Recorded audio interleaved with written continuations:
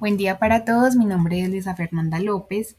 A continuación voy a realizar el análisis del artículo leído llamado Deuda y fragilidad financiera, las empresas no financieras italianas después de la pandemia. En los objetivos tenemos primeramente el de documentar la dinámica de la deuda de las empresas italianas en las últimas décadas, para lo cual el artículo hace como una retrospectiva a la cantidad total de deuda que las empresas italianas han acumulado a lo largo de los años.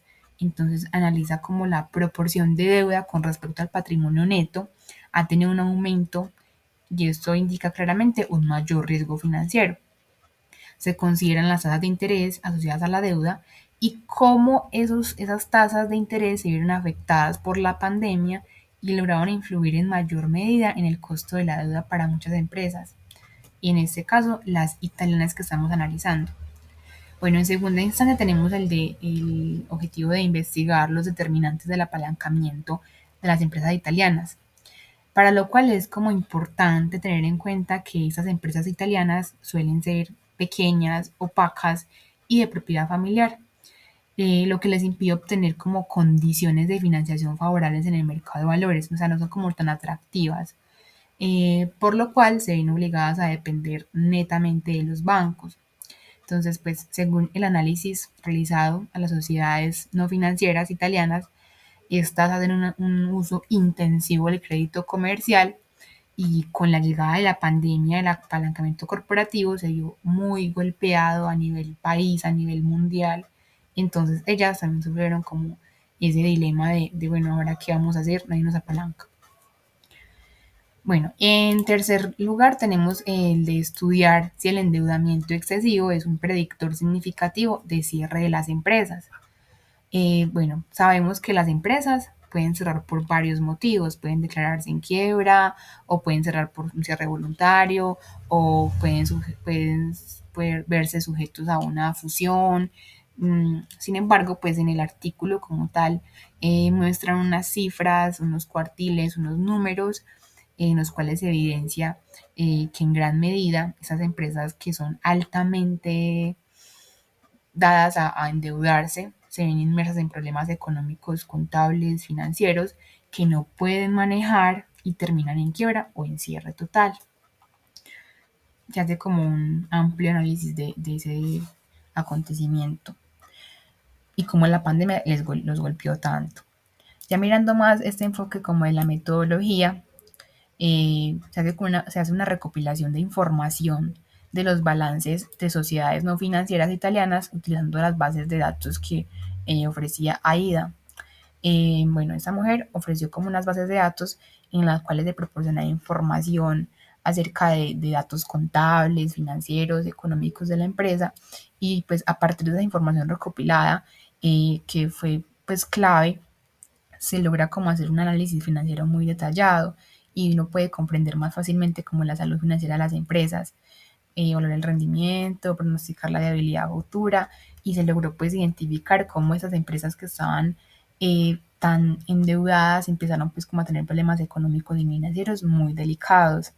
Con esas bases de datos también se logra como identificar áreas de mejora, toma de decisiones sobre inversiones, expansión o reducción de operaciones, entre muchas otras. Y muy importante, hace énfasis en el artículo, es el tema de la evaluación del riesgo. Entonces, a partir de esas bases de datos, de esa información recopilada, las empresas evalúan riesgos asociados a las operaciones, a la estructura financiera, y esto es especialmente importante para los inversores, los prestamistas y otras partes interesadas.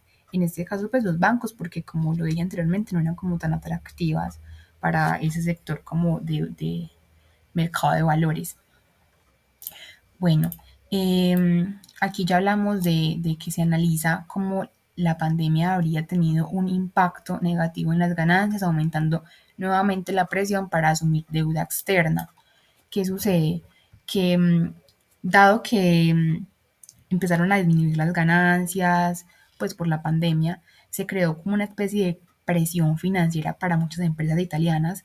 Entonces, esa reducción de ingresos, esa interrupción en la cadena de suministros, ese cambio en la demanda tan inmediato afectó negativamente todos los sectores de la economía y esas empresas italianas no iban a ser la excepción. Entonces, claramente se genera como una necesidad de financiamiento y las empresas pues recurren a la deuda externa para mantener sus operaciones y poder cubrir sus gastos y poder cumplir como las obligaciones financieras que tienen en el momento. Algo que yo quiero resaltar es que con esta pandemia se vio una incertidumbre económica muy arraigada. Entonces, pues muchas empresas buscaban como fuentes adicionales de financiamiento para hacer pues, frente a esos riesgos y mantener la estabilidad operativa. Pero ¿qué sucede? Que las que eran sólidas, con reputación crediticia, podían encontrar más fácilmente como inversores dispuestos pues, a proporcionar ese financiamiento, mientras que las otras que no estaban tan posicionadas en el mercado se enfrentaban a condiciones muy desafiantes, muy de cerrar puertas. ¿Sí? Eso es como importante como resaltarlo. Eh, además, Además, también esa parte como de la rentabilidad. Aunque la deuda puede proporcionar liquidez inmediata, también puede tener un impacto a largo plazo en la rentabilidad de las empresas, porque obviamente cuando tú pides un préstamo, pues se generan unos intereses, unos cobros, y eso se convierte en una posible carga financiera si no se sabe manejar de la mejor manera. Aquí ya mirando esta parte del EBITDA como indicador de rentabilidad que ejerce una influencia negativa sobre el apalancamiento, este margen nos muestra cómo pues hay como una especie de relación como encontrada, porque esto implica que a medida que el EBITDA aumenta, el nivel de apalancamiento financiero tiende a disminuir. Entonces, pues, en otras palabras, empresas con mayores ganancias operativas, medidas por el EBITDA, tienden a depender menos de la deuda para financiar sus operaciones. Bueno, eso por una parte. Aquí continuando con lo de el endeudamiento excesivo como un predictor importante del cierre de las empresas, pero vamos a tocar ese tema.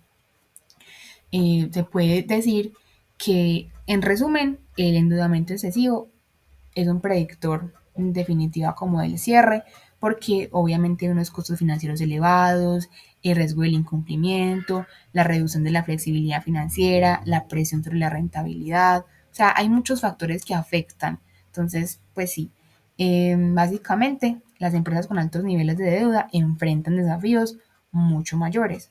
¿Y todo por qué? Por querer mantener esa viabilidad a largo plazo. O sea, ¿qué quiere una empresa siempre? ¿Cuál es el objetivo básico financiero? Crecer y permanecer en el tiempo. Y muchas empresas creen que el endeudamiento los va a llevar a eso y en parte sí, pero sabiéndolo manejar, pues, sabiéndolo manejar y llevar. Y ya pues como para empezar a finalizar, aquí tenemos una parte como de restricciones financieras, estrategias de recuperación, que ya es como lo que se trata como de cerrar el artículo. Y es que básicamente cuando una empresa enfrenta restricciones financieras puede adoptar diversas estrategias de recuperación.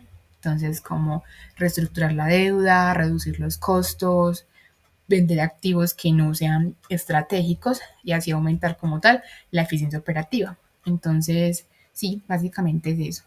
En conclusión total como del artículo, lo que puedo decir es que pese a que hubo esa crisis de la pandemia, pues que nos golpeó tan fuerte, no solamente a esas empresas italianas, sino a nivel mundial, no caer como en eso del apalancamiento, si no sé, pues de la deuda, si no sé cómo voy a poder manejarlo en un futuro. Entonces, pues si no tengo la solvencia para poder, digamos, a futuro pagar esas obligaciones financieras, es mejor hacerlo en menor medida y no de manera excesiva.